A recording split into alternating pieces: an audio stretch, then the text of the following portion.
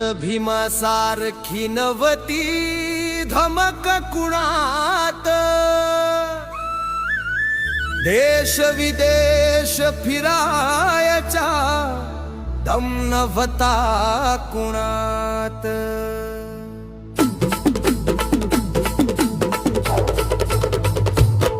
त्या काळात होता रुबाब